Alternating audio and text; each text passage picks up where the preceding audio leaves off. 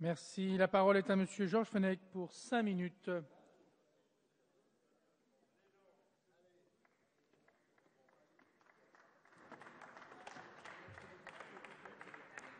Monsieur le Président, Madame la Ministre, mes chers collègues. Madame la Ministre, le budget de la mission Justice pour 2013 que vous nous présentez s'élève donc à 7,7 milliards d'euros, soit une hausse de 4,3% en crédit de paiement. Cette augmentation traduit l'une des priorités du Président de la République, avec celle de l'éducation et de la santé. Et on ne peut que s'en féliciter, en tout cas dans les grandes lignes. Plusieurs points positifs sont à relever. La confirmation de la généralisation des bureaux d'aide aux victimes à l'ensemble des TGI en 2013. Une dotation de 10 millions d'euros pour aider les associations habilitées dans le domaine de l'aide et de l'accompagnement aux victimes. Enfin, j'ai noté comme point positif une forte augmentation du parc informatique qui permettra de faciliter le travail quotidien de l'ensemble des personnels de la mission Justice et ainsi de recentrer le juge sur ses missions premières. Mais voyez-vous, malgré ces quelques efforts, la France se positionne encore au 18e rang européen, ce qui a fait dire à notre président de la Commission des lois que nous sommes la Cendrillon du continent. N'est-ce pas? Jean-Jacques Urvoas n'a pas tort, puisque force est de constater que pour ce qui concerne la hausse des effectifs sur 5 ans, elle n'est en réalité que de 2500. Chiffre qu'il faut mettre en perspective avec les 60 000 postes créés dans l'éducation nationale. Donc l'heure, Madame la Ministre, n'est pas à l'autosatisfaction.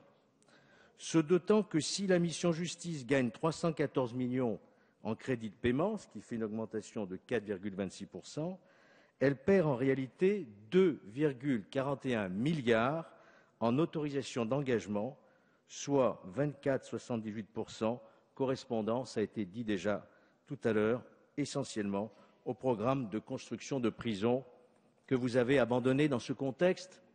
De quelle hausse peut-on encore parler?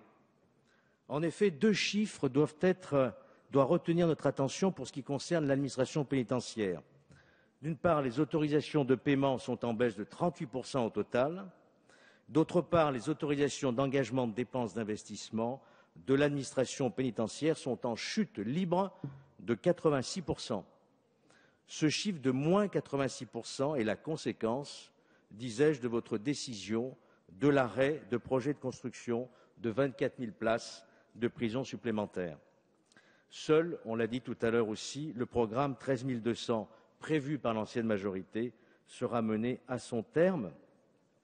Donc l'objectif, c'est pour vous 63 000, si j'ai bien compris, 500 places en 2018, alors que nous avons déjà plus de 67 000 détenus en 2012. La question qu'on est en droit de se poser, Madame la Ministre, est la suivante. Pourquoi renoncer à créer de nouvelles places de prison alors que, nous le savons, notre parc pénitentiaire est indigne d'un grand pays comme la France et que, d'autre part, la prison, que vous le vouliez ou non, est un mal nécessaire. Elle permet de lutter contre la récidive en préparant la réinsertion et elle participe donc à la baisse de la délinquance. Elle met en tout cas hors d'état de nuire des délinquants les plus endurcis.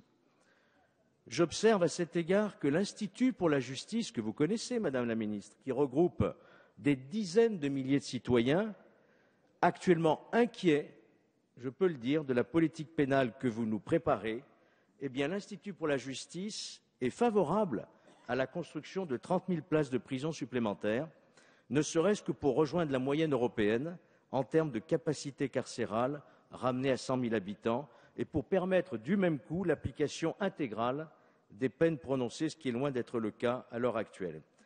Mais il est vrai, Madame la Ministre, que votre priorité est de développer les peines alternatives à l'emprisonnement. Et d'ailleurs, on pourrait vous y encourager.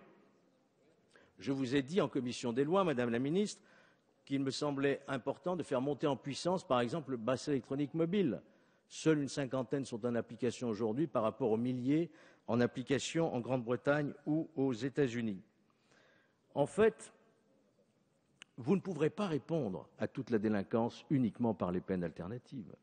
notamment la délinquance la plus violente, que l'on songe à la criminalité sanglante qui a frappé récemment Marseille ou la Corse. Quand votre collègue Manuel Valls tient des discours de fermeté, vous lui répondrez quoi? Peine alternative? Peine alternative pour les assassins de Metsola Caro? Eh oui, mais oui. Ce serait faire preuve à nouveau d'angélisme.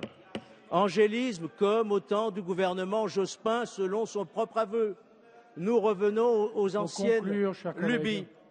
Notre inquiétude à cet égard est d'autant plus forte que vous nous promettez, dans un même paquet, l'abrogation des tribunaux pour mineurs, des peines planchers, de la rétention de sûreté, mais pour quelle raison? Sinon par pure idéologie, car tous ces dispositifs fonctionnaient bien et avaient été validés par le Conseil constitutionnel, sans parler d'un programme au rabais de construction des centres éducatifs fermés. Je conclus, Madame la Ministre.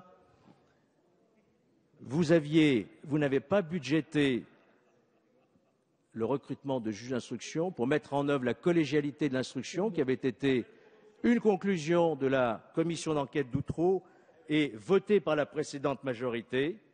Il restait à mettre en œuvre ces moyens. Madame la Ministre, je crains que, Madame la Ministre, votre budget qui affiche une hausse de façade ne répond ni à un besoin de sécurité, dont vous avez dit vous-même d'ailleurs qu'il n'était pas dans vos missions, ni à un besoin de respect des droits de la défense et de la présomption d'innocence. Merci. Je me dois à nouveau de vous demander de bien vouloir tenir vos temps de parole.